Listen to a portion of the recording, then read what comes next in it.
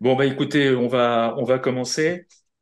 Donc, je présente rapidement Pascal pour ceux qui connaissent pas. Donc, Pascal Morvan, il a fait l'Institut des hautes études de la sécurité intérieure. Il est ingénieur construction navale de l'ENSIETA. Il a travaillé à Air France Cargo et puis depuis 2011, il est président d'une société de conseil qui gère en particulier, qui fait de la négociation, du rapprochement culturel, du partenariat interentreprise et puis de la formation des managers. Voilà. Et puis, bah, on remercie Pascal de bien vouloir nous faire cette présentation ce soir. Et cette présentation donc est enregistrée. Le PDF, comme je l'ai indiqué tout à l'heure, si vous le souhaitez, vous faites une demande à 3f.idf@orange.fr comme d'habitude avant samedi soir, et vous recevrez le PDF de la présentation. Voilà. Je te laisse la main, Victor. Pardon, Pascal, c'est à toi. Bon, Victor, c'est pour tromper l'ennemi. Sur les réseaux sociaux, je suis jamais Oui. mon vrai nom. Donc, voilà. Alors, bon, bonsoir à tous. Bah, écoutez, je suis ravi de vous parler un petit peu de cargo ce soir. Le cargo est souvent une partie un peu moins connue et un peu moins glamour que les autres activités dans une compagnie aérienne généraliste, à tel point d'ailleurs que on y retrouve ou des gens qui font toute leur carrière, ou quelques personnes qui, par le hasard ou par la disgrâce, sont un jour poussées vers le cargo.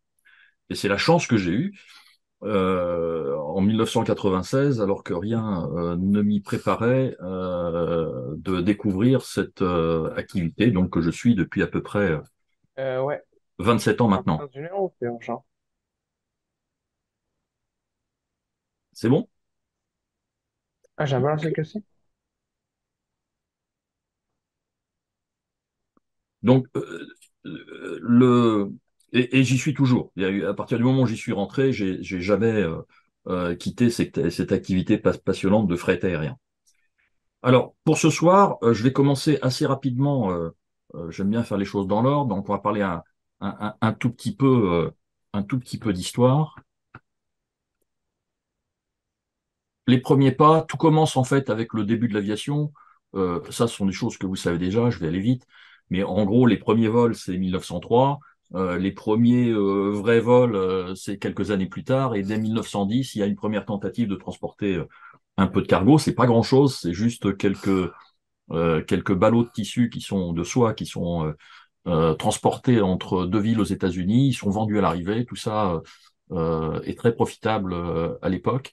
Et c'est vraiment la première opération commerciale de cargo. Après, très vite, déjà avant-guerre, il y a plusieurs tentatives de lignes postales. La première d'entre elles est en Inde. C'est un Français qui s'y colle.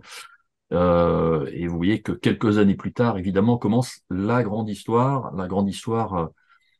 qui est bah, dont on a hérité. Et quand je suis rentré à Air France en 91, bah, il y a quelque part, il y avait le grand tableau de Mermoz qui était là. Donc on a tous vécu avec ça et avec vol de nuit. Donc c'est les lignes de l'aéropostale et qui sont pas uniques puisque à peu près au même moment, un peu partout dans le monde, des compagnies comme Lufthansa, KLM et les américaines commencent à transporter un petit peu de poste. La poste étant à cette période-là il y a le produit sacré pour lequel on est prêt à mettre un certain prix pour l'acheminer rapidement à l'autre bout du monde. C'est ça le véritable départ. Dès 1931, ça s'organise et la fameuse lettre de transport aérien, elle est née bien avant guerre. Alors, après la guerre, évidemment, la guerre est un accélérateur, comme dans beaucoup d'autres domaines dans l'aéronautique. D'abord, il y a des avions disponibles, c'est des DC-3 essentiellement, qui après-guerre vont être utilisés en grande quantité pour commencer à faire du fret sur donc, des lignes assez de très courte portée. Mais il faut voir qu'après-guerre, le transport routier, le transport ferroviaire de fret, enfin, etc., tout ça fonctionne évidemment pas très bien. Et on commence à trouver pratique de commencer à transporter un peu de fret. Mais tout ça est très artisanal. Il faut attendre les années 60 pour voir l'activité commencer à se structurer un peu. Alors par l'utilisation comme pour le passage, hein, le passage au réacteur a été à tout point de vue un accélérateur, une espèce de rétrécissement de la planète, et on a pu commencer à faire des vols, bon, principalement transatlantiques. Dans les années 60, les principales flux de fret aérien, c'est Amérique du Nord, Europe. Et là, vous voyez un 707. Souvent, les 707 passagers étaient reconvertis en avions cargo, pas forcément très efficaces, avec des consommations d'environ 20 tonnes à l'heure, ce qui n'est pas absolument extraordinaire. Le véritable, la véritable structuration du fret aérien, c'est les années 70, où simultanément apparaît le 747, qui est l'outil magique du fret aérien, euh, apparaît pour le traiter et pour traiter des plus grands volumes de cargo, apparaissent des gares de fret euh, assez importantes et déjà dans lesquelles on organise le stockage des palettes de manière sinon automatisée, mais de manière mécanisée. Ces gares de fret, ce sont celles d'Orly, par exemple, c'est celles de New York, c'est celles de Séoul, c'est celles de à Londres, du côté du Horseshoe, de cette zone cargo qui existe toujours d'ailleurs, ces bâtiments existent toujours, c'est aussi là que ça structure, et donc on commence à faire des grandes gares de fret. Il y a un troisième élément qui apparaît avec le 747 et les grandes gares de fret, c'est les systèmes d'information pour gérer tout ça. Parce que on commence à utiliser des avions plus gros, à faire du fret en correspondance, et donc il faut organiser tout ça, il faut repérer des cases de stockage, il faut donner des informations aux douanes, et donc on va commencer à mettre au point des systèmes d'information pour gérer cette nouvelle complexité. Ce qui est remarquable, c'est que le 747, il a vécu, il vit toujours, sous une autre forme que c'est plus le 100 maintenant, mais sous le tiré 800, et il vole tous les jours des 400 ERF et des 400 encore. Le 400, donc le 747 n'a pas fini sa carrière. Ces grandes gares de fret, pour certaines, ont été renouvelées, mais certaines existent encore. Et les systèmes d'information du cargo qui ont été mis au point dans ces années-là, écrits en Fortran 4, un langage peu souple, mais robuste, ont vécu presque 40 ans pour les systèmes d'IT. Le 747, il est toujours là, et les gares de fret, on peut dire qu'elles sont maintenant à peu près toutes renouvelées depuis entre 2000 et 2020. Donc tout ce qui s'est mis en place dans les années 70 euh, a été structurant pour les 30 à 40 années qui sont venues. Alors bien sûr, ce qui s'est passé après, c'est que les volumes de fret ont littéralement explosé, puisque depuis ces années-là, ils ont été multipliés par 12. Évidemment, on est passé à d'autres échelles. Mais quand même, c'est là un peu que tout se met en place. Alors évidemment, il n'y a pas que pour le fret, parce que si je prends l'exemple d'Orly, le marché de Rungis, il se met en place aussi à ce moment-là. Le marché aux fleurs d'Amsterdam, il commence à se structurer dans ces années-là. Hein. C'est en fait le trade aérien se met en place à ce moment-là. Et ça a vécu et on vit toujours avec. Alors, ce que j'ai mis en haut, les petits carrés, c'est la tendance, c'est les grands drivers du fret. Le fret, c'est drivé par le C, c'est la capacité. Euh, si j'ai une surcapacité, évidemment, comme dans toute activité économique, si j'ai une surcapacité, ça sera pas favorable sur le plan économique. F, c'est le fuel, le prix du fuel, parce que sur un freighter au prix du fuel actuel, on est à 30% à peu près de l'économie de ligne, donc ce qui est beaucoup. Et donc ça se voit quand le fuel augmente ou diminue. Donc dans ces années-là, par exemple, on voit que la croissance des échanges mondiaux est telle que on manque toujours de capacité. Et il y a un exemple frappant pour la France où dans ces années-là, en 75, Peugeot installe une usine au Nigeria, alors en même temps que BMW commence à s'installer en Afrique du Sud, que Volkswagen s'installe au Mexique et au Brésil, et ça génère des besoins en transport de fret qui vont justifier l'achat de certains avions, et en particulier par UTA, qui en 75 va d'abord acheter en 72 ou 73, je ne sais plus très bien, un DC-8 pour desservir Kano, qui va être remplacé par un 747, le fameux GEPAN, qu'on a vu voler assez longtemps après, qui a été payé par ces flux qui s'installaient. Donc, on est vraiment concomitant dans ces années-là avec le début de la mondialisation, en particulier dans le secteur automobile. Le deuxième secteur qui, aussi dans ces années-là, a besoin de transport de fret aérien, c'est le secteur pétrolier, avec le besoin en pétrole qui explose littéralement à partir de là, et avec des besoins au Gabon, au Niger, au Nigeria, etc., etc. Voilà. Donc, on est toujours en retard sur les capacités, donc ça rapporte. Pas de question. Donc, les 30 glorieuses sont finies, mais alors que le monde, à partir de 72-73, rentre dans une espèce de période un peu plus tendue. On a fini avec les 30 glorieuses. Eh bien, pour le fret aérien, ça fonctionne. Alors après, je mets le PIB parce que la tendance quand même des PIB mondiaux a une influence sur le fret, et ça, évidemment, sur la demande.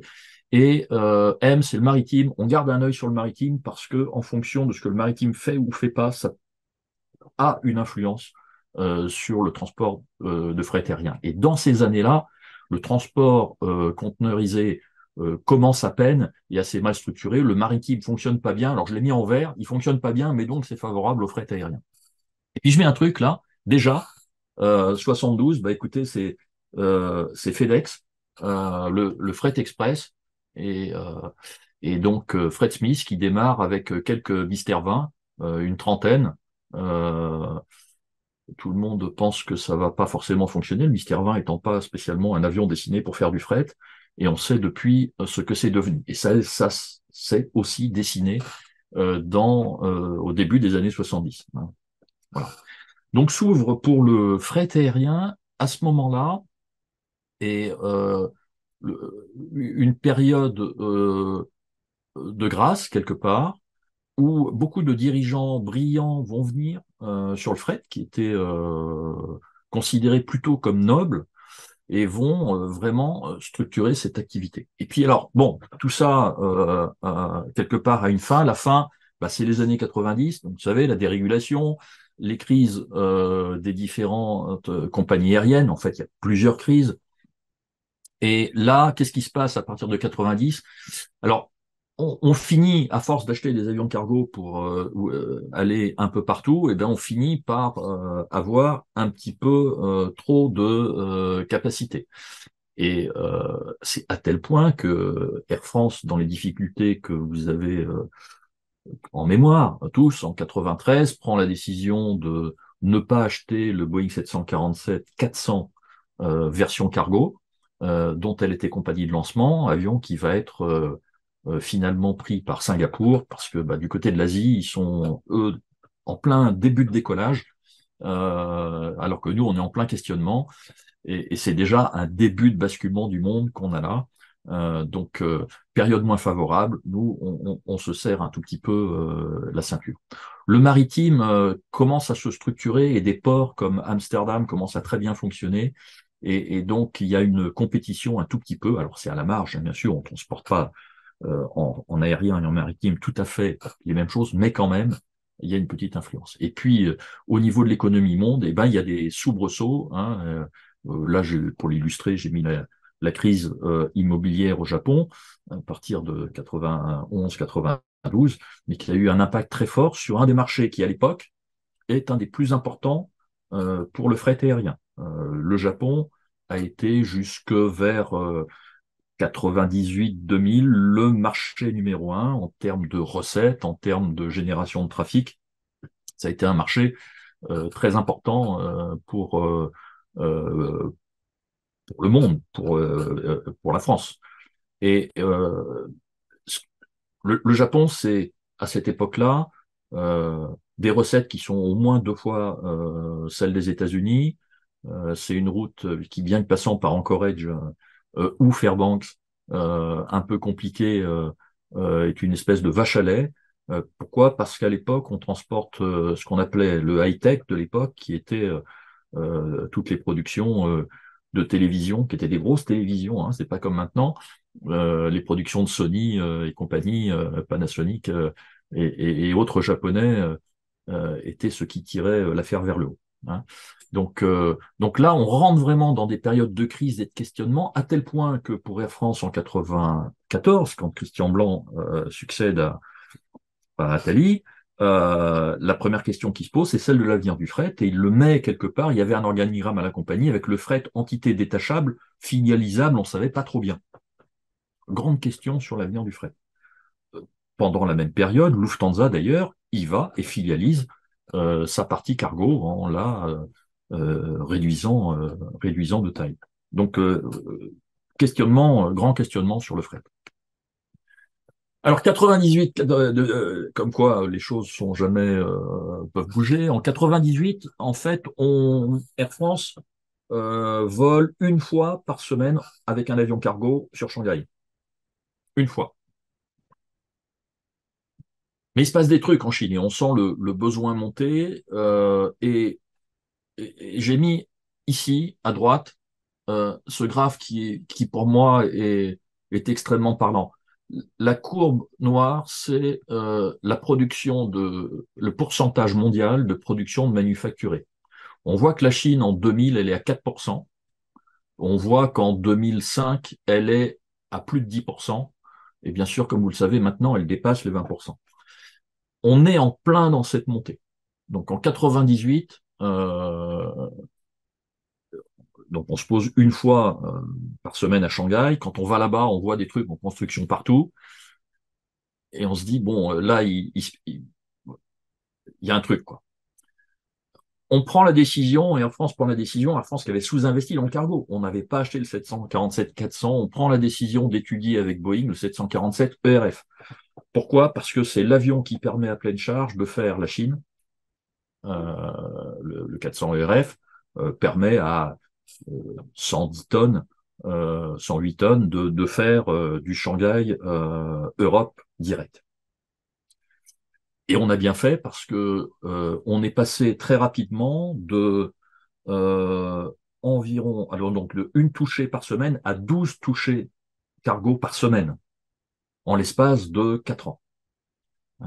Donc on est en plein dans une période, on va dire, d'euphorie. Et dans cette période-là, nouvel avion, les gares se modernisent parce qu'on a accès à des automatismes. On commence à avoir des automatismes qui n'étaient pas disponibles avant. Là, vous avez le chariot automatique à palette de G1XL à Paris. Mais dans d'autres gares, on a choisi des automatismes comme à Hong Kong, sur le nouvel aéroport de Hong Kong, des stockeurs de palettes automatiques à plusieurs étages qui sont absolument remarquables. À Séoul également. Donc là, le fret aérien qui est en plein boom, où tout va bien, en profite quelque part pour se moderniser. Voilà. Alors, les périodes d'euphorie durent jamais bien longtemps. Et là, 6 ans, ça a quand même été 6 ans de période de grâce. Qu'est-ce qui se passe en 2004? 2004, vous l'avez certainement en tête, c'est la montée des prix du fuel, hein, qui monte en plusieurs étapes, qui vont atteindre un record à plus de 120 dollars du baril. Donc on rentre dans une période un tout petit peu plus compliquée. Et il se passe un deuxième truc, là pour le coup, je dois dire qu'on n'a pas forcément appréhendé tout de suite. C'est l'entrée en service d'avions tels que le 777-300ER. Cet avion-là, il a une capacité de transport de fret standard depuis l'Asie de 23 à 24 tonnes. En gros, c'est le quart d'un avion tout cargo. Pour des coûts d'exploitation, alors ils ne sont pas marginaux, ça dépend des compagnies aériennes, comment on alloue les frais de fret par avion, mais pour des coûts d'exploitation, c'est un bimoteur moderne qui sont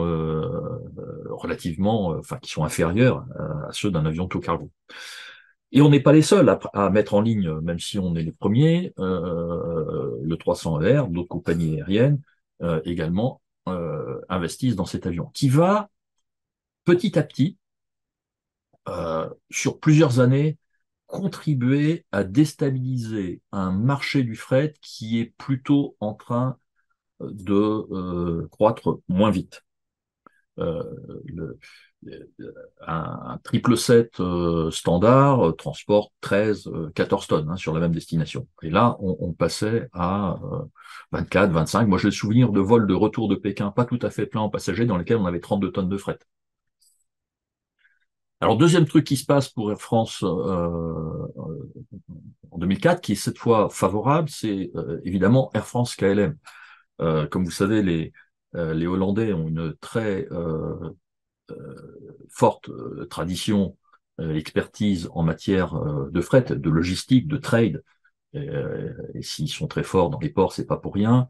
Et en, on a été la première entité à commencer à parler aux Hollandais avant même le passage, pour voir si on pouvait faire quelque chose ensemble. Et on a trouvé des gens extraordinairement professionnels, meilleurs que nous, je dois dire, dans beaucoup d'aspects des choses, parce que chez eux, la partie cargo, qui rapportait à peu près 25% des revenus de la compagnie, alors que en France, nous, on était à 15% à peu près des revenus d'Air France, elle était quelque part chez eux sacrée. Hein.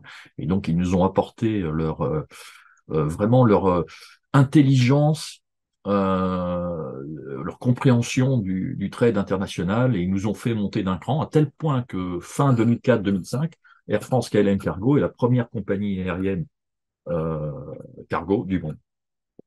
Ça n'aura pas duré très longtemps, malheureusement, mais on l'a été.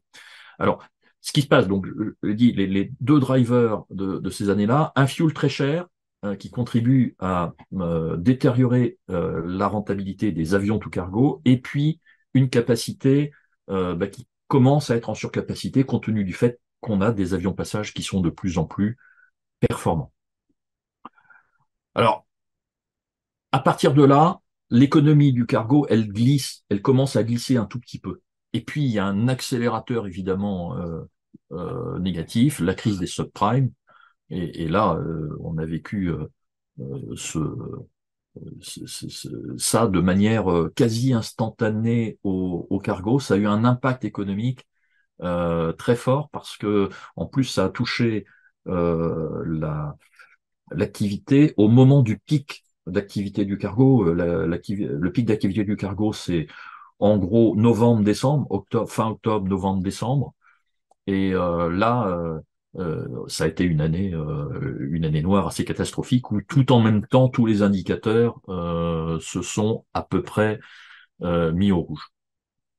Sauf pour le fret express qui a survécu à toutes les crises et qui, au fil des années, a gardé des taux de croissance à deux chiffres jusque vers 2010, on va dire pratiquement. Alors on avance un peu.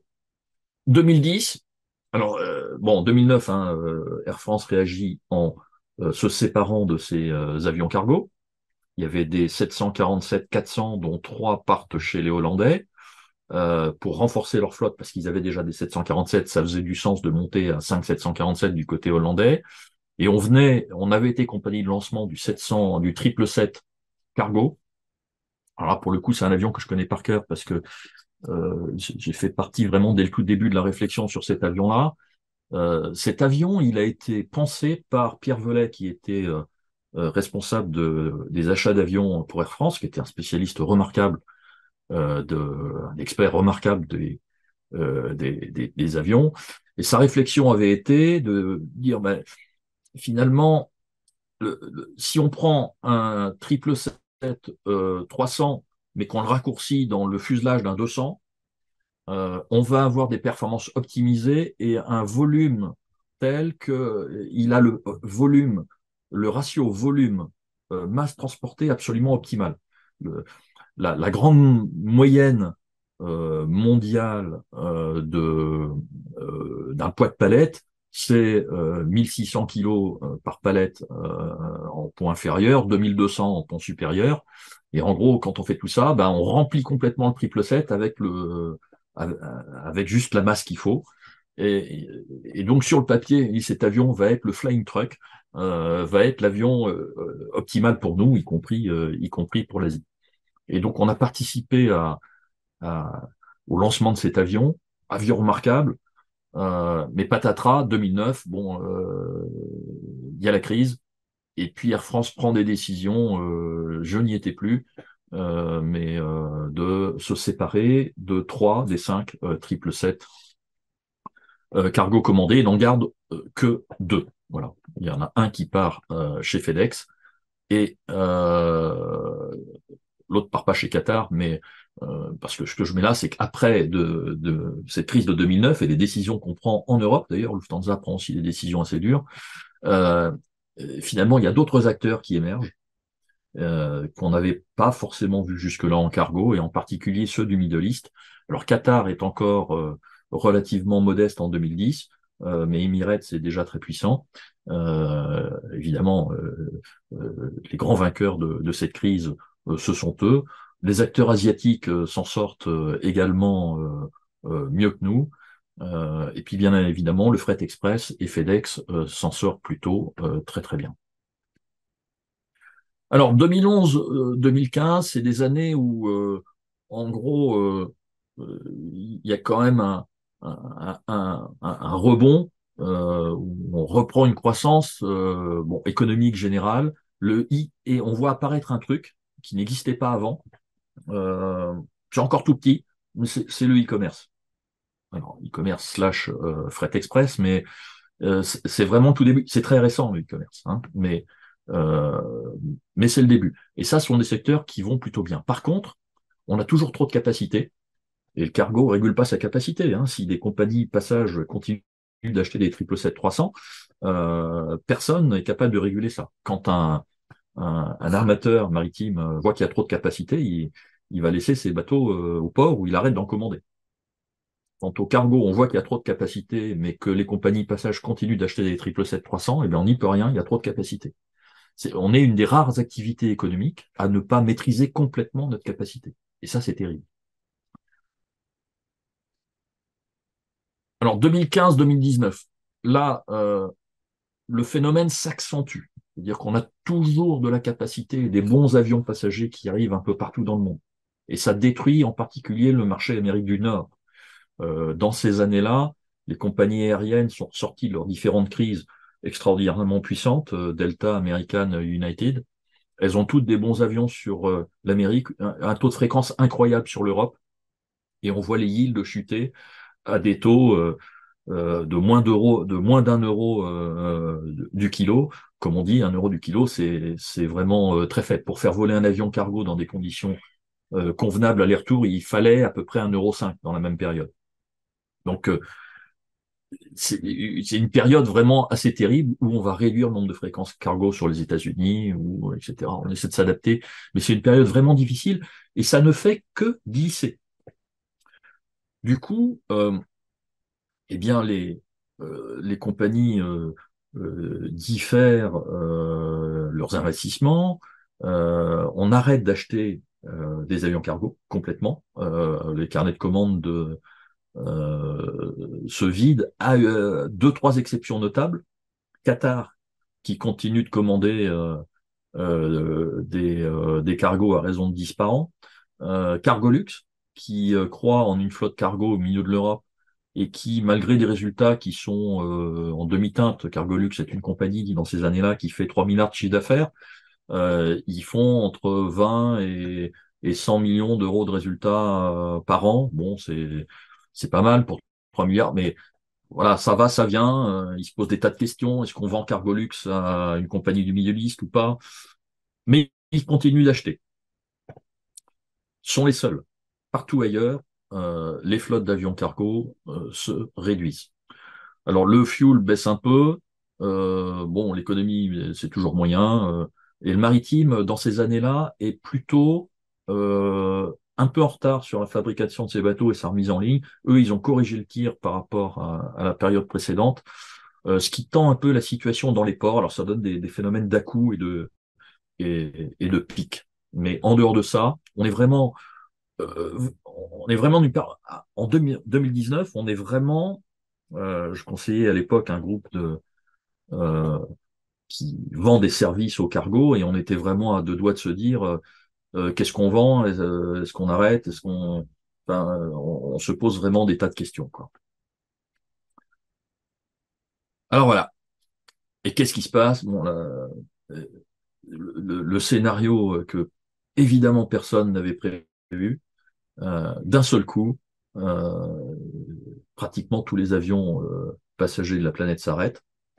Au moment où les avions s'arrêtent, en gros, le cargo est transporté à 50% sur des avions tout fret, un peu moins. 55% avions passagers, 45% avions tout cargo, on va dire. Et d'un seul coup, il y a toute une partie de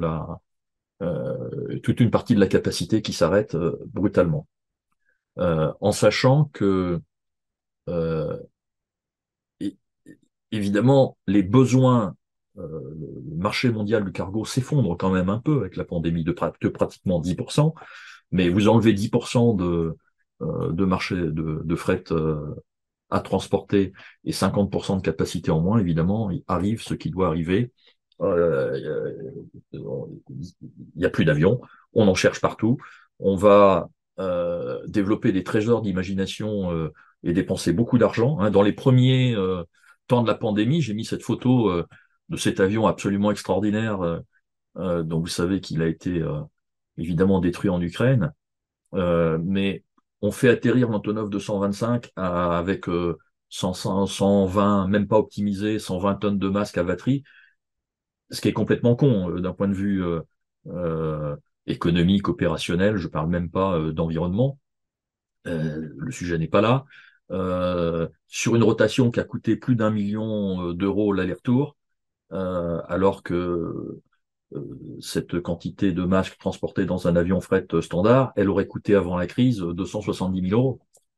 Euh, et donc, il y a eu une période folle où tout le monde cherchait des avions dans tous les sens pour transporter, dans un premier temps, tout le matériel médical jetable, on transportait des gants en caoutchouc, des masques, enfin, etc., etc. Et ça a été partout dans le monde en même temps. Hein. Donc la France n'a pas été pire que les autres pays. Euh, quand moi j'étais en contact avec des gens dans tous les pays d'Europe et on était tous évidemment à la recherche d'avions par n'importe quel moyen et qu'on vendait.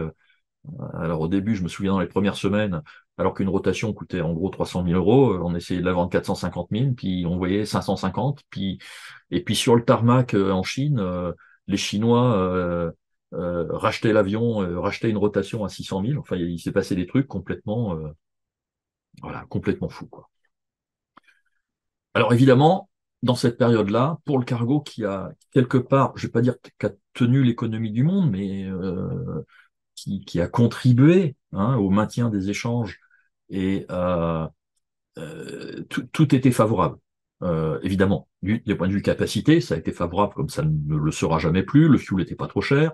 Les ports étaient engorgés, étaient pas en mesure de faire face à des demandes rapides et ponctuelles. Donc le maritime était un peu à la ramasse. Donc en gros, tout allait bien. Et puis le e-commerce a évidemment décoller dans des pays où il n'était pas encore implanté. Hein. Alors là, on voit, c'est une base 100, hein, on voit l'évolution des tarifs de fret généraux. Hein, ça, c'est monde entier. Donc on est sur une base 100 qui glisse un peu d'ailleurs, un peu comme était cette activité du fret depuis 2013. Vous voyez, depuis 2013, ça c'est la lente agonie dont je vous parlais tout à l'heure. Hein, sur une base 100, on avait un glissement d'environ 10% quand même, hein, 10 points des tarifs du cargo. C'est beaucoup, on est dans une activité qui fait 2-3% de marge. Donc vous imaginez ce glissement, ce que ça représentait pour le cargo. Et puis là, paf, voilà, hop, dans 5 ans. Alors le maritime n'était pas en reste, puisque le maritime, le cargo, il a fait fois 1,5, à peu près en moyenne des yields de cargo. Le maritime, depuis l'Asie, il a fait fois 4,5. Extraordinaire. Bon, alors évidemment, tout ça n'a qu'un temps. Ça a duré plus longtemps que ce que nous avions imaginé. En, en 2021, je faisais des projections en disant ça peut pas durer et donc évidemment les yields vont baisser et ça induit des décisions. Et puis après, on est revenu me voir en me disant mais non, les yields tiennent et puis on continue à faire des profits, puis etc. C'était un grand mystère. Bon, simplement, il fallait que les machines se remettent en route.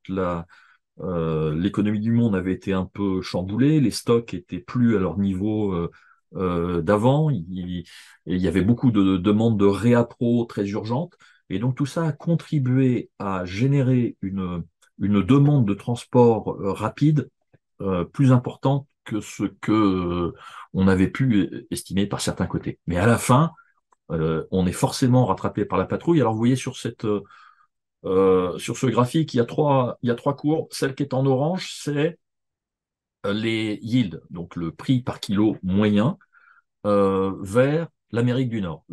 C'est Francfort en l'occurrence, mais peu importe, toute l'Europe est à peu près équivalente. Et ce qu'on voit, c'est qu'effectivement, le surcoût d'après-crise a duré longtemps, hein, au pic de l'année dernière. Et puis là, bing, là, on est de retour au niveau de 2019-2020. Et là, c'est cuit pour longtemps. Il y a une surcapacité hallucinante sur l'Amérique du Nord par rapport aux besoins. On voit que les échanges en volume ne sont toujours pas revenus au niveau de 2019. Sur le fret aérien, on est toujours 2 points en dessous de 2019. Et donc, évidemment, les yields se cassent la figure. Le tout avec un fuel qui est plus cher qu'avant. Hein, donc, c'est pas très favorable. Sur l'Asie, on voit que la situation est un tout petit peu moins critique pour l'instant, parce que l'Asie, il y a la partie Chine, et que la partie Chine, au niveau passager, elle est parvenue à son d'avant 2019, et que la capacité est un tout petit peu plus tendue sur la Chine, ce qui permet de maintenir des yields qui sont très convenables. Hein. Mais dans cette période 2020, 2021, 2022, si je prends, il y a une compagnie qui est très intéressante à regarder en Europe quand on veut s'intéresser à l'économie du cargo, c'est Cargolux. Parce que Cargolux a évidemment 100% tout cargo, elle publie ses chiffres, donc c'est une espèce de compagnie de référence. Cargolux, avant la crise, en 2019, elle fait 20 millions d'euros de résultats nets pour un chiffre d'affaires d'environ 3 milliards. Euh, En 2020, ils font 630 millions de profit au lieu de 20 sur un chiffre d'affaires qui est toujours aux environs de 3 milliards. En 2021, ils font 1,3 milliard de profit pour un chiffre d'affaires qui est à 4,4 et toujours avec 30 avions. Et en 2022, ils font 1,6 milliard de profit. Voilà. Pour un chiffre d'affaires qui est à 4,6 milliards. Et là, sur les résultats du premier semestre, ils sont revenus ils vont revenir pratiquement au niveau de 2019 avec un profit qui va redescendre vers les 100 millions. C'est-à-dire que voilà, la bulle est terminée. Euh, retour back to basics, back to normal.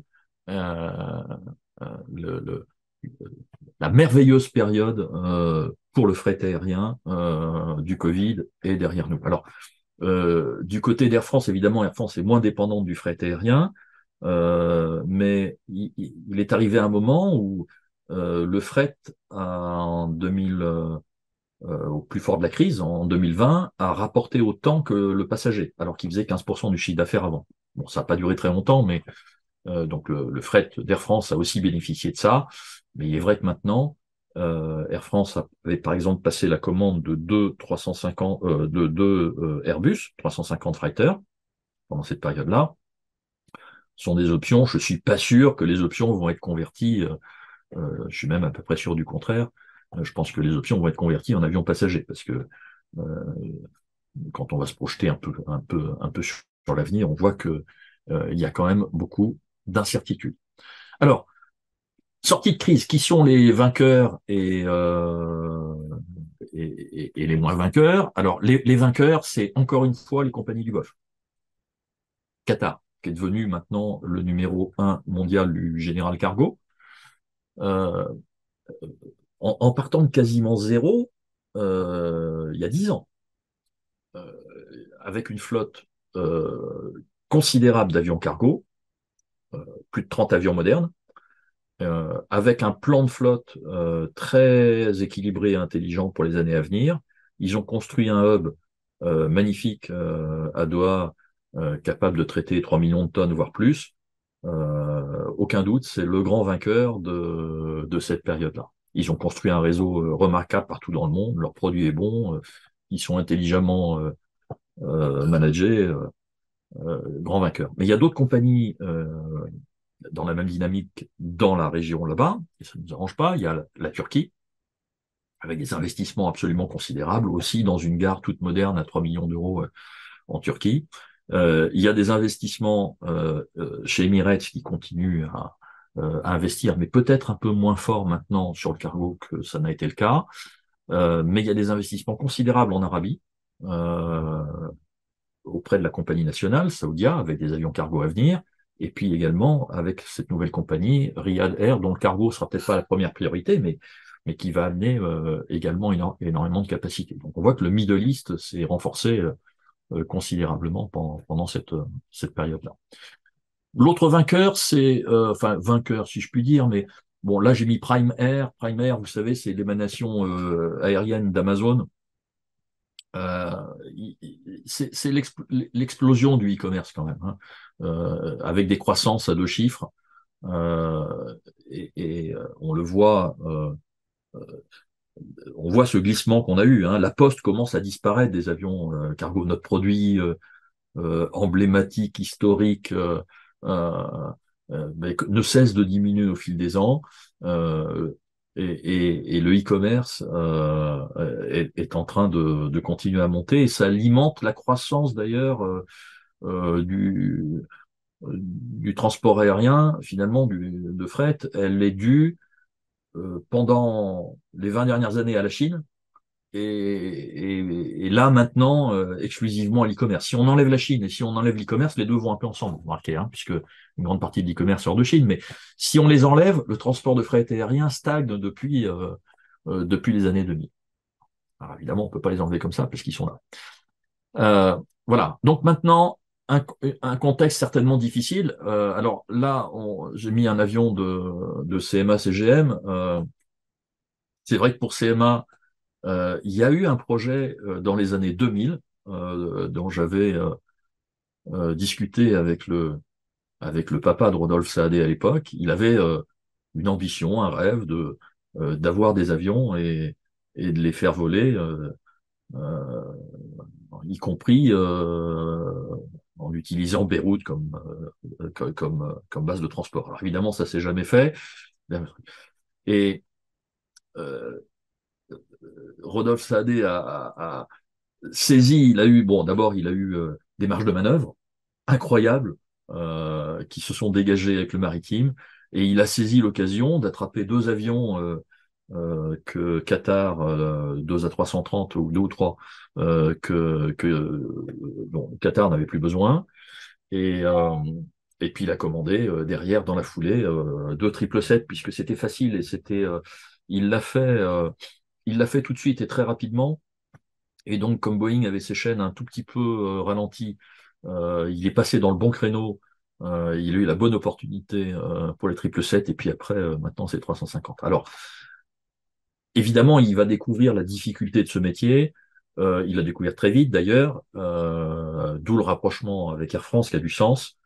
Euh, le pari que je fais, c'est qu'il ne restera pas avec des 330, un 777, des 777, 2 777 chez Air France et des 350. Il y aura probablement quelque part une réflexion à avoir, une rationalisation à faire.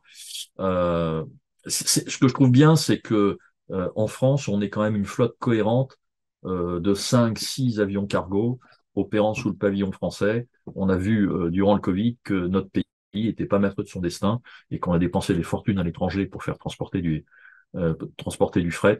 Donc ça, c'est plutôt une bonne nouvelle, mais c'est vrai qu'il va découvrir maintenant, dans les années à venir, la difficulté de faire voler des avions cargo de manière profitable à longueur d'année. Alors voilà, c'est à peu près le tableau au jour d'aujourd'hui, de façon très macro. Et après. Alors euh, j'ai demandé à ChatGPT, c'était en février, parce que j'ai fait un exposé un peu de même nature en février cette année. J'ai demandé à ChatGPT ce qu'il en était pour la suite. Alors c'est toujours très intéressant. Alors bon, blabla, blabla, enfin il y a un blabla assez intéressant. Ils disent bon voilà, Rise of e-commerce. Bon merci, on l'avait deviné. Et puis ils parlent beaucoup de technologie, d'innovation, de drones, etc., etc. Bon, il y a un truc énorme que ChatGPT avait oublié. Mais j'ai refait la demande à ChatGPT là, un truc.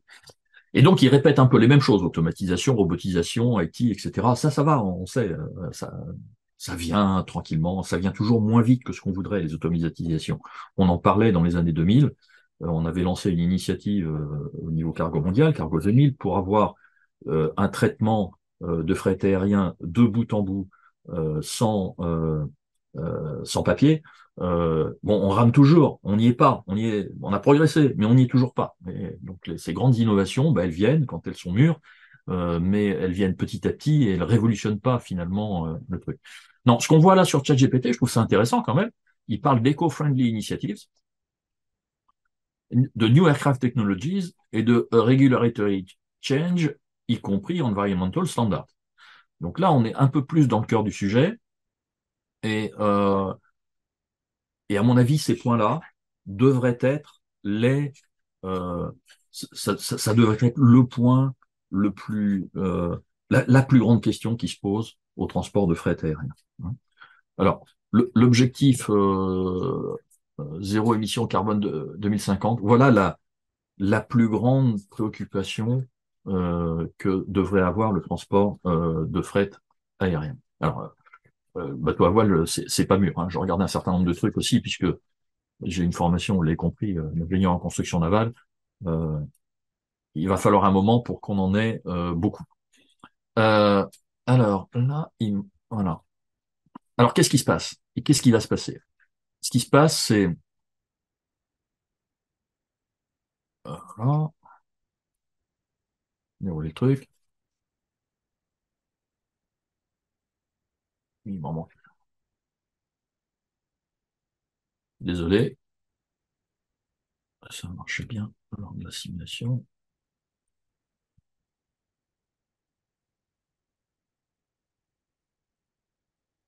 Ouais, c'est presque tout. Ah merde. Hop. Désolé.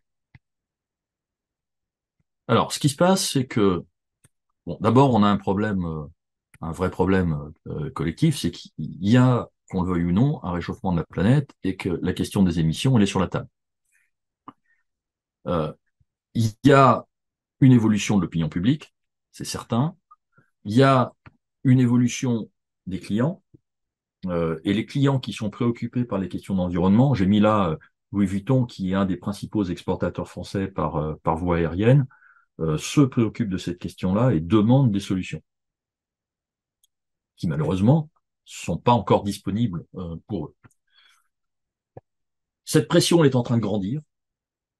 Il y a le politique et on est dans une zone d'incertitude où on voit bien qu'il va falloir faire quelque chose, mais qu'on n'a pas de solution immédiate, que la pression est en train de croître et qu'il va y avoir des décisions.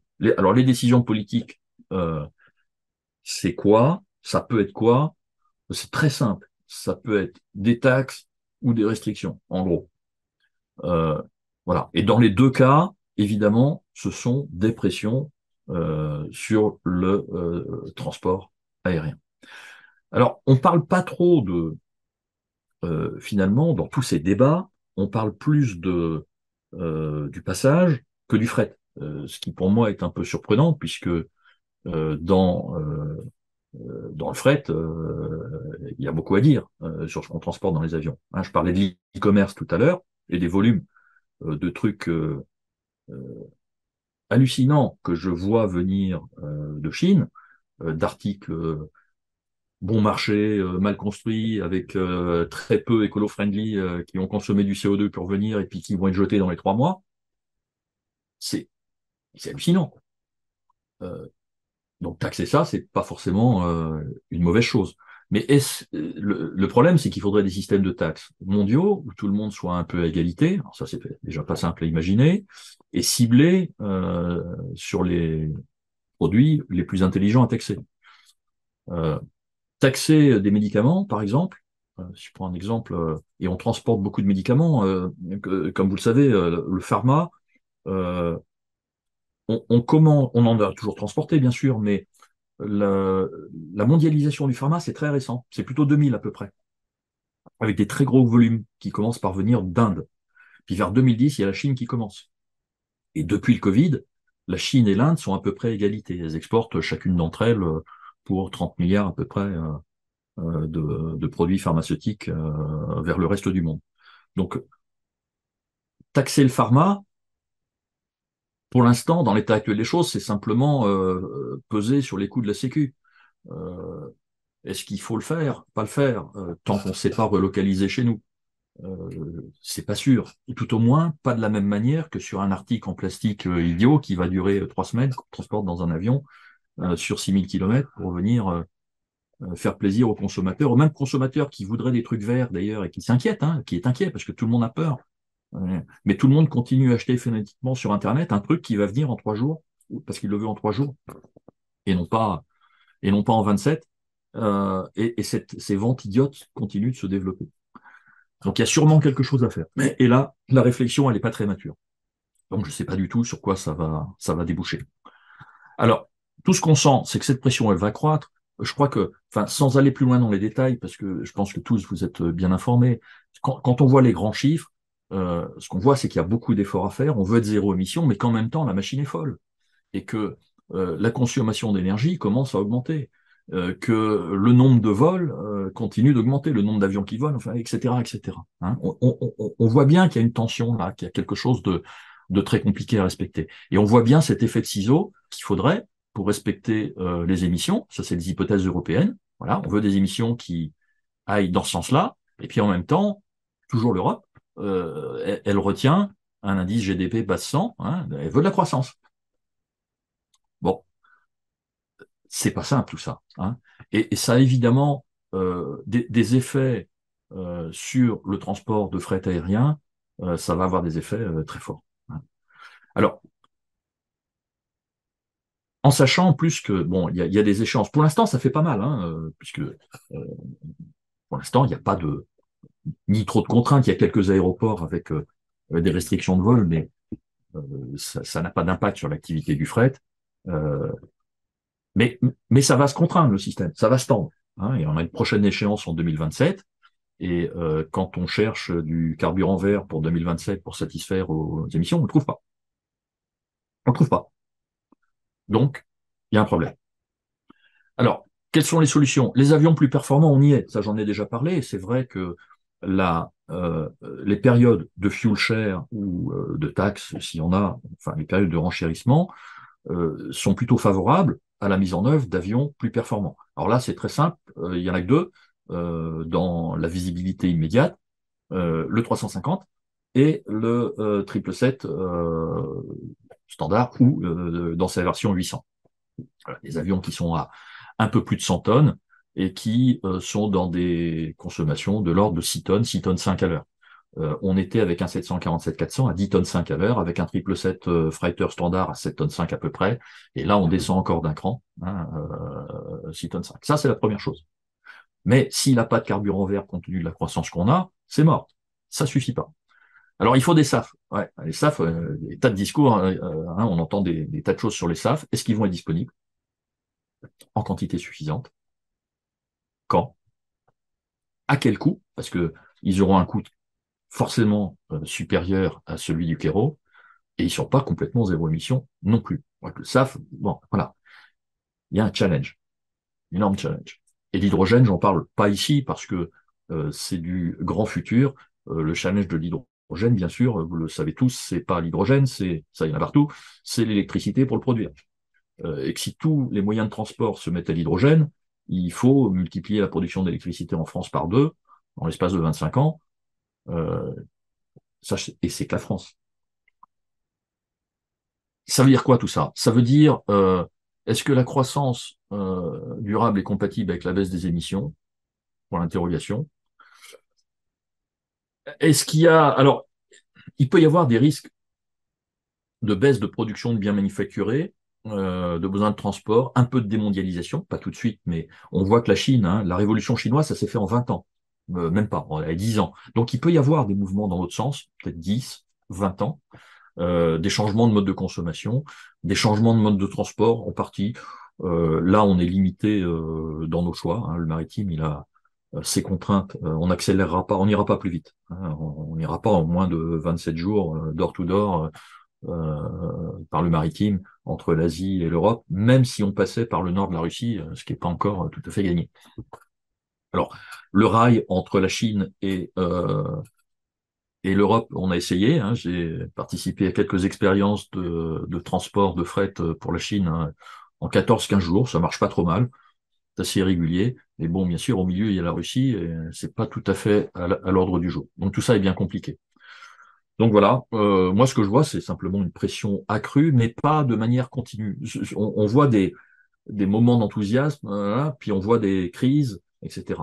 Et on voit des crises plus rapprochées que celles qu'on a pu connaître par le passé. Finalement, le fret aérien a toujours épousé l'économie du monde et ses cycles, donc ça, on a l'habitude, mais là, de cycle des crises qui affectent le transport de fret aérien pourrait se rapprocher. Et je le mets aggravé ou pas par des décisions politiques. C'est-à-dire qu'une décision politique à contre-courant peut punir d'abord les acteurs français en premier lieu, et peut aggraver l'économie. Quand elle est prise au bon moment et sur les bonnes choses, elle peut favoriser le mouvement dans le bon sens. Hélas, les décisions politiques, moi l'exemple de celle des vols court courrier en France, je pense personnellement qu'elle était sur le fond pas forcément idiote, mais elle a été très rapide, probablement à contre-courant de l'économie des compagnies aériennes, sans penser à toutes les conséquences possibles. Et elle est assez, et elle fait quelques dégâts inutiles. À mon avis, ça aurait pu se faire probablement différemment. Et ça va être ça le challenge de mon point de vue. Dans tous les cas, voilà, accrocher aux ceintures, c'est pas gagné. Voilà. Alors, merci. Moi, j'ai fini avec la présentation. Et là, je vais m'ouvrir à vos questions. Bien, bah, merci beaucoup, Pascal. C'était très intéressant, très instructif. Alors, il y a peu de questions qui ont été posées. Il y a Frédéric Ricot, la première question, enfin, il avait posé une question, mais tu y avais répondu déjà. Et il a posé une question concernant le Qatar. Qatar est une compagnie qui est subventionnée par un État. Il y a l'État Qatar derrière. Comment ça marche? Alors, comment ça marche? Euh, alors non, elle n'est pas subventionnée par l'État, mais elle bénéficie d'une implantation dans un endroit qui lui est entièrement dédié. Euh, Elle bénéficie des facilités bancaires locales et de la puissance à emprunter du Qatar et de sa disponibilité de fonds. Elle bénéficie maintenant, compte tenu de sa puissance, d'un effet de levier sur les fabricants d'avions. Et je pense et je vous dis ça parce que j'ai les contacts chez Qatar, qu'elle a payé certains de ses avions probablement moins cher que notre compagnie nationale, chez un constructeur américain en particulier, mais peut-être même chez le constructeur français, je n'en sais rien, je ne suis pas dans le secret, mais donc elle a une puissance de négociation qui est assez phénoménale, hein, compte tenu de sa flotte, etc. Euh, et elle a, évidemment, après, elle bénéficie de, d'un coût du travail à Doha qui est globalement, hein, charge comprise, pas tout à fait le même que la France. Par contre, elle n'est pas financée par l'État. Ok. C'était Frédéric Ricot qui posait cette Ouais, question-là. c'est une bonne question, hein, ouais. Jacques Ancel la pose la question suivante. Le transport aérien contribue à 3% des émissions mondiales de CO2. Pourquoi est-ce que ce transport aérien est le bouc émissaire? À quelle projection pour 2050? Ah, euh, là, on pourrait repartir pour une heure. Ah oui, je pense. Et c'est que ce que je pense. Alors, pourquoi il est le bouc émissaire? D'abord, c'est en croissance et que si on fait rien, et comme le reste peut faire des efforts plus rapides, ce 2 peut devenir 4, voire 5 à l'horizon 2050. Donc potentiellement, compte tenu de sa croissance, il y a un impact possible. La deuxième chose, c'est que euh, là, c'est au travers de l'image, et c'est peut-être très français. Euh, alors, ça existe aussi maintenant en Suède. Hein, il y a toute cette approche très là pour le très verte en Suède. Mais en France, c'est toujours un peu compliqué. Le transport aérien, c'est le truc des riches, et finalement, il n'est pas normal que les riches continuent de voyager 10 fois par an, 25 fois par an, et que d'autres ne le fassent jamais. Il y a aussi ça dans notre pays que je rencontre dans d'autres métiers, dans notre truc, c'est notre euh, rapport particulier hein, à et il faut des boucs émissaires et il faut désigner. Je pense que ça joue en particulier dans notre pays. Après, euh, peut-être on sait intuitivement qu'il n'y a pas beaucoup de solutions de rechange hein, et que évidemment ça va être difficile pour le transport aérien. Donc on appuie peut-être là où ça fait mal. Et peut-être que euh, notre industrie, elle est pas assez, elle est peut-être trop optimiste là sur sa vision. Hein. Dans un certain nombre de congrès, quand on est ensemble, du chichi, on va y arriver, puis il y a les nouvelles techno, et puis il y a du SAF, et puis bon, ouais, il faut se montrer optimiste évidemment hein, pour pousser tout ça vers l'avant, mais on l'est peut-être un petit peu trop. Voilà, c'est. Ok. Il y a Marc Durand qui pose la question suivante. La loi CI ne va-t-elle pas repousser l'objectif zéro émission, sachant que techniquement, c'est presque déjà infaisable? Euh, oui, mais si ça se fait au niveau de l'OSCI, je pense pas que ça sera au niveau de l'Europe. Pour moi, le coup est parti quelque part. C'est-à-dire que cette pression, on va l'avoir. Il y a trop à tout niveau. Je le vois même en Hollande, hein, en ce moment, la réflexion et la pression sur la compagnie nationale est très forte, alors que la Hollande est beaucoup plus dépendante de sa compagnie nationale. Air France pèse pour moins de 2% du PIB français, donc négligeable n'est pas vu. En Hollande, KLM, ça doit être 3 ou 4% du PIB. Cargolux, c'est 6% ou 8% du PIB du Luxembourg, donc c'est pas nul, ils sont beaucoup plus concernés. Et pourtant, eux aussi hein, sont dans la réflexion de réduction, de restriction, donc on est tous rentrés collectivement dans ce phénomène-là. Alors, il y a une autre question d'André Morin concernant les consommations. De même qu'on publie la consommation au 100 km ou aux passagers, est-ce que tu as des données au 100 km et à la tonne transportée? Tu en as parlé tout à l'heure, mais est-ce que tu Oui, peux préciser? alors, enfin, alors il faut des données comment pratiques. Si je prends un exemple qui est évidemment que tout le monde va décrier, transporter des fraises en hiver depuis le Sénégal, c'est complètement con. Mais moi, je nuance parce que une fraise qu'on met dans un avion passager qui part de Dakar, il se produise rien à Dakar, hein. Donc on a des soutes qui sont vides. Donc on va mettre une tonne de fraises dedans. Le fuel incrémental pour venir de Dakar, avec les avions qu'on a, c'est 250 kilos à peu près. Voilà. Donc évidemment, c'est beaucoup, mais ça va être 250 kilos de fuel pour une tonne de fraises. Si vous comparez ça à la fraise cultivée en Europe, sous serre, même modérément chauffée, et transportée pour venir en région parisienne depuis Nantes jusqu'à Paris, ça va être la même chose. Mhm. Et donc, notre fraise de Dakar, quelque part, il ne faut pas oublier qu'elle contribue un peu à l'économie locale du Sénégal, quelque part. Il y a une micro-économie autour de ça. Ça a aussi d'autres vertus. Donc, c'est peut-être discutable.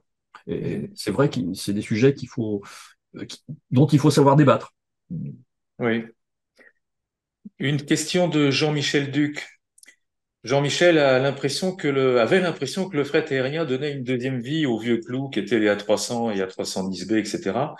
Est-ce qu'il se trompe? Euh, alors, en cas de crise, c'est vrai. Quand on en a cherché partout, c'est vrai. Dans le fret aérien moderne, non, c'est pas vrai. En gros, le paramètre. Moi, j'ai tenté il y a 5 ans de faire redémarrer une petite compagnie aérienne qui était en difficulté. On avait 3 MD-11, ça s'appelait Global Africa Cargo, et, euh, et j'ai vraiment mis le doigt dedans, dans la difficulté de faire voler les MD-11. Le prix du lease de l'avion, il est pas cher, évidemment. c'est 3 fois rien. Mais il est compensé par le prix de la maintenance, sur le coup. Et Mhm. donc, lease plus maintenance d'un vieil avion cargo égale presque le lease d'un avion neuf. Ouais. C'est pas loin. Et donc après, l'aspect fuel, qui est super important dans un avion cargo, vous avez vite 10% d'économie de fait. Et je vous rappelle qu'on a des marges qui sont de l'ordre de 2, 3, 4, 5, 6%. Mhm. Donc faire voler de manière euh, hein, dans une compagnie aérienne, il faut faire suer les assets. C'est-à-dire qu'avec un avion cargo, pour qu'Air France soit rentable, il faut faire voler les avions 15 heures par jour. Ça marche. Et ça, vous ne le faites pas avec un avion qui a 20, 25 ans d'âge. On l'a fait avec des avions qui avaient 25 ans, mais je vous assure, c'est difficile. Donc, euh, donc ça marche pas très bien. Ouais, ouais. Il y a toujours une question de Marc Durand. Est-il encore judicieux en France de candidater pour un poste de pilote dans une compagnie 100% fret? Il y a de l'avenir? Moi, j'aimerais, euh, moi, j'aimerais qu'il y en ait, et je trouve bien ce qu'a fait Rodolphe Sadé, même si il l'a fait dans l'urgence, etc., de faire voler des avions cargo à partir de France. C'est que 6 avions, c'est pas beaucoup par rapport à la flotte mondiale, mais je trouve bien que notre pays, il a encore un minimum d'activité. Est-ce qu'ils vont réussir, compte tenu de tous les handicaps qu'on peut avoir dans notre pays sur le long terme? J'en suis vraiment pas sûr. Mhm. J'en suis vraiment pas sûr. Voilà. Mais vraiment, j'aimerais quoi. Et je trouve que d'avoir que tout le monde s'y mette pour garder une activité avec, faut un minimum de flotte hein, pour que ça soit cohérent. 6, c'est pas mal. Quand Air France est descendu à 2 avions cargo en 2010, c'est une connerie. Il fallait 0 ou enfin 2, c'est pas suffisant pour faire un réseau qui ait de l'allure. Mais mais 6, 7, ce serait un minimum. Et je l'espère. Mais j'en suis pas sûr. Les temps d'immobilisation des appareils en maintenance, c'est combien à peu près sur un avion de cargo? C'est comme les avions passagers. Mhm. Donc, vous pouvez, avec des avions neufs, vous n'avez pratiquement pas de. On était je crois qu'avec les 777 qui sont remarquables en fiabilité, on était arrivé à 16 heures de moyenne d'utilisation journalière. Mhm. Donc, c'est tout à fait remarquable. Hein. Ouais, c'est bien. Une question de Philippe Spallard qui indique qu'il faut maintenant ajouter les traînées de condensation pardon, aux effets Oui, des avions. oui, Donc, c'est pas du CO2, c'est aussi ça augmente oui, l'effet effectivement de serre. oui, oui, tout à Ça, fait. c'est Et à une ce moment-là, remarque. il a tout à fait raison. Et à ce moment-là, on est non plus à 3 ou 4% à terme, mais on est plutôt à 6 ou à 7% de l'effet, de la contribution à l'effet de serre. Hein, on va appeler Ouais, ça comme ouais. ça. Mais oui, bien sûr. Une excellente remarque. Ouais. Ouais, Oui, oui. Oui, mais d'où la pression supplémentaire. Oui. ouais. Il y a une autre question de Jean-Michel Duc. Qu'en est-il des plateformes aéroportuaires françaises? Est-ce que Roissy ou Vitry ou autres arriveront un jour à concurrencer Francfort ou même Saragosse pour le fret? Alors, on va dire Roissy, oui, Roissy, c'est une des principales plateformes européennes de fret. C'est à peu près au même volume que Francfort et à peu près au même volume que Londres. C'est mieux organisé que Londres.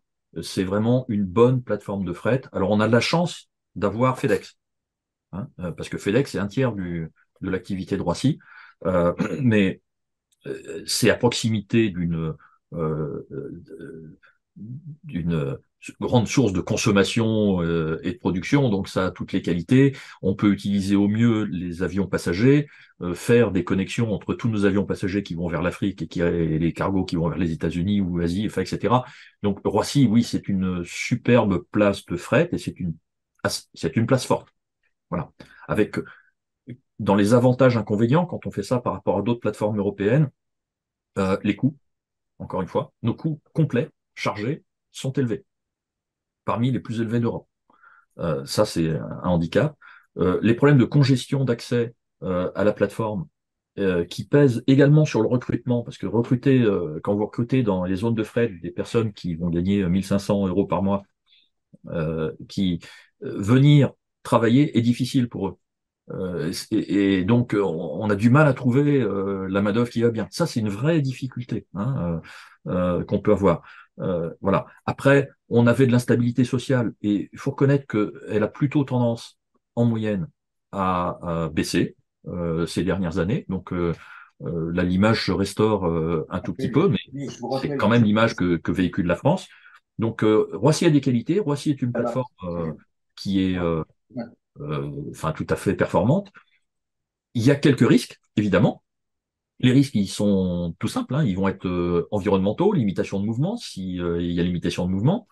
Euh, et là, ils peuvent peser sur FedEx. FedEx peut quitter Roissy si trop de contraintes sont mises sur les vols de nuit ou pas, parce qu'ils n'auront pas le choix. Et là, ça ferait évidemment un immense vide, hein. Mais, euh, mais voilà. Alors après, quand on fait voler un avion tout cargo, c'est vrai que se poser à Roissy avec les coûts qu'on a à Roissy, ça peut être tentant de le mettre ailleurs. Et moi, j'ai opéré des avions à Liège. C'est vrai que quand on fait de l'Asie, Liège, Asie, on gagne 4 à 5% des coûts, à peu près, en se mettant à Liège, sur tous les chapitres, en ligne, voilà, etc., frais de parking, frais de tout ce que vous voulez, plus un tout petit peu de temps de vol, mais pas beaucoup. Mais donc la question se pose. Alors, vous avez dit d'autres plateformes en France, il n'y en a pas. On a parlé de Vatry. Vatry, c'est une piste d'atterrissage, c'est pas une plateforme. Il y a une belle piste. Il y a deux, trois magasins qui permettent à l'occasion de faire un charter ou un truc comme ça, mais il n'y a rien autour. Mais juste rien. Donc il n'y a pas l'infrastructure des freight forwarders, hein. Le freight, c'est toute une chaîne, et il faut des transitaires qui préparent le fret, qui le reçoivent, qui le collectent, des réseaux de camions qui arrivent, et il faut des personnes pour travailler. Et à Roissy, le paradoxe, c'est qu'ils ne trouvent pas, par exemple, de manager pour son magasin de fret.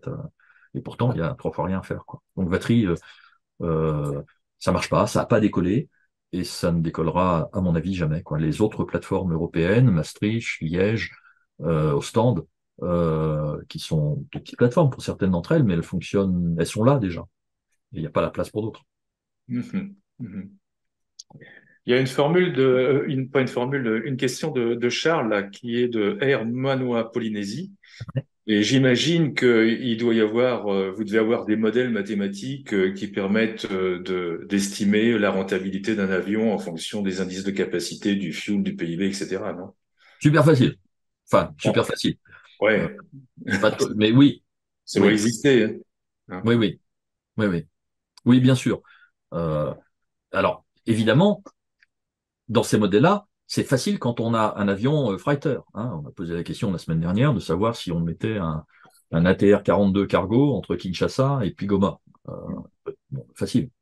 C'est à peu près quoi est fait le marché, etc. Mais quand on a des avions passagers, euh, on met 15 tonnes dans un 777, il faut connaître comment on répartit les coûts entre le passage et le fret. Et toutes les compagnies aériennes n'ont pas les mêmes drivers. Donc Mhm. ça fausse un peu les calculs, si je puis dire. Oui, oui. Et puis ça accroît la concurrence. Ah ben exactement, hein, ça peut tout fausser. Alors, une question de Robert Lafontant.